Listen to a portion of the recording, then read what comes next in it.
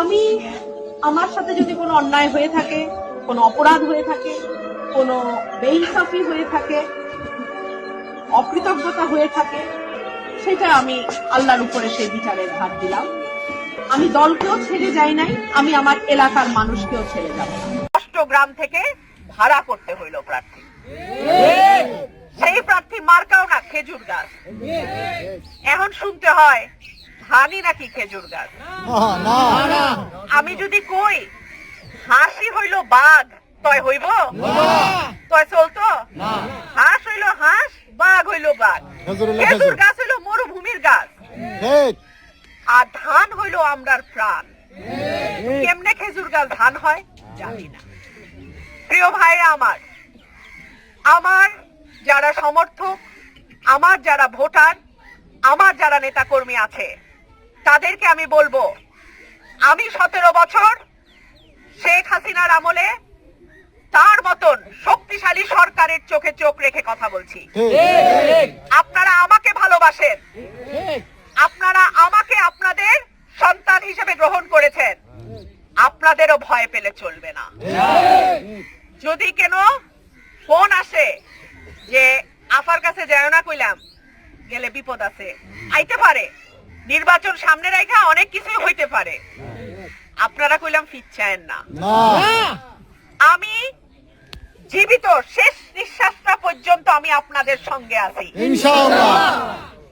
আপনারা আমাকে ছাইরা যায়েন না। আমার প্রিয় ভাই ও বোনেরা, আপনাদের মনে প্রশ্ন আসতে পারে, আপনারে কেন ভোট দিব? আমি আপনারে কিছু কথা বলি। আমারে ভোট দিবেন কারণ গত 17 বছর যখন বড় বড় নেতারা ফোন বন্ধ করে রাখছিল, যখন আপনাদের ধান ক্ষেত বিলের মধ্যে রাত্রে থাকতে হইছে, তখন আপনারা কিন্তু আমার বক্তব্য শুনছেন। আপনাদের মনে একটা বল ভরসা হইছে না, একেবারে সব ভাইসা যায় নাই, আমরার কথাও কেউ না কেউ বলে, ঠিক কি না?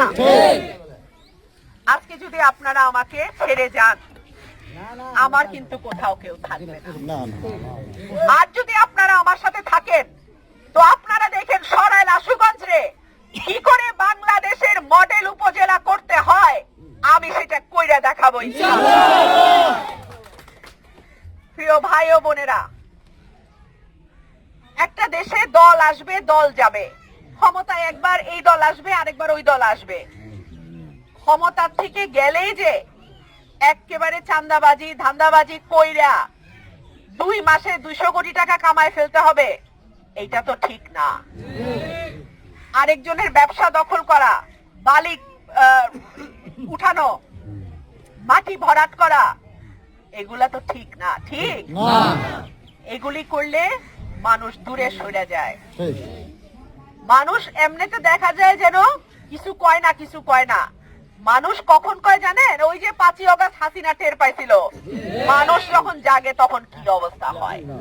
সেই জন্য আমি শুরু থেকে বলে আসছি যে চাঁদাবাজি বন্ধ করো, তোলা তুলা বন্ধ করো, মাটি ভরাট বন্ধ করো, জমি দখল বন্ধ করো, অন্যের ব্যবসা দখল বন্ধ করো, মামলা বাণিজ্য বন্ধ করো। আমি যতদিন বেঁচে আছি এই সত্য কথা আমি বলতেই থাকবো। যেই অন্যায় করবে তার বিরুদ্ধেই আমি বলবো। আমার নিজের বাপও যদি ভুল করে, আমি বলবো আব্বাজান আপনি এটা ঠিক করেন নাই, ঠিক কিনা?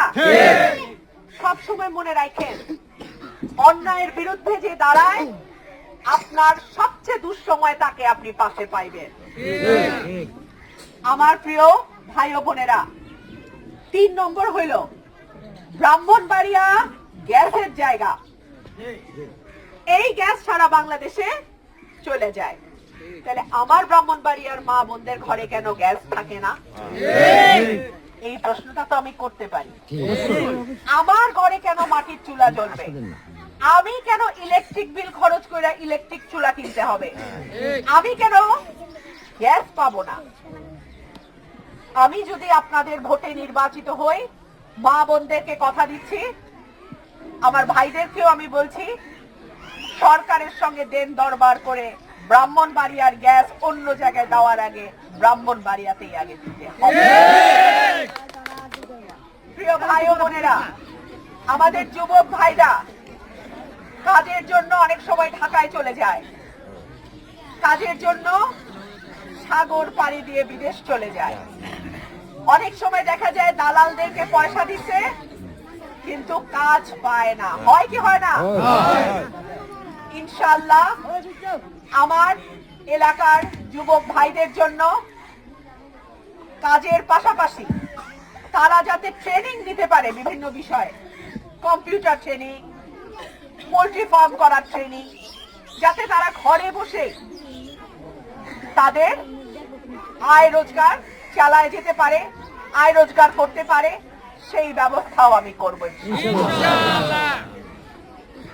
আমাদের যে সরকারি হাসপাতালগুলো আছে সেইখানে গেলে ডাক্তার পান না, ওষুধ পাওয়া যায় না, বিনা পয়সায় ফ্রি ওষুধ পাওয়ার কথা পান না, মেশিনগুলো নষ্ট।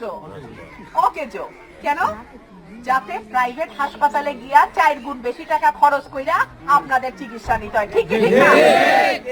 আমি যদি এমপি নির্বাচিত হই, এমপি আমি এলাকায় চিকিৎসা নেব, তারপরে আমি দেখব হাসপাতালে ডাক্তার থাকে না কেমনে, ওষুধ থাকে না কেমনে, মেশিন নষ্ট থাকে কেমনে। সরাইল আশুগঞ্জে দফায় দফায় আপনারা একই মানুষকে ভোট দিয়ে এমপি বানাইছেন। তিনি আল্লাহর কাছে চলে গেছেন, আমার তাকে নিয়ে কোনো বক্তব্য নাই, আল্লাহ তাকে বেহেশত নসিব করুক। কিন্তু এই যে 18 সালের সংসদে যখন আমরা একসাথে গেলাম, 365 দিনের মধ্যে একদিন মাত্র উড়ে গেছে সংসদে, তাহলে চলতো? 5 বছরের মধ্যে 3.5 বছর আসিলাম সংসদে, এর মধ্যে যদি একদিন যায় তো অফিস চলবো? তা আপনাদের সুখ দুঃখ ভালো মন্দ কে বলবে?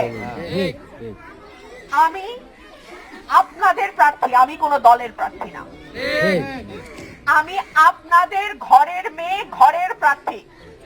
আমাকে যদি আপনারা ভোট দেন, ইনশাআল্লাহ সংসদের প্রথম দিন থেকে আপনাদের পক্ষে আমি যে আওয়াজ তুলবো, যে কাজ হাতে নিব, যে প্রকল্প নেব, 5 বছরে সেইটা আপনাদের বুঝাইয়া দিয়া তারপরে আমি ছুটি নেব ইনশাআল্লাহ। প্রিয় ভাইরা আমার, আপনাদের এই এলাকার থেকে, এই গ্রামের থেকে, এই ইউনিয়ন থেকে অতীতে কিন্তু এমপি আসে নাই। এইবার যদি আসে তাহলে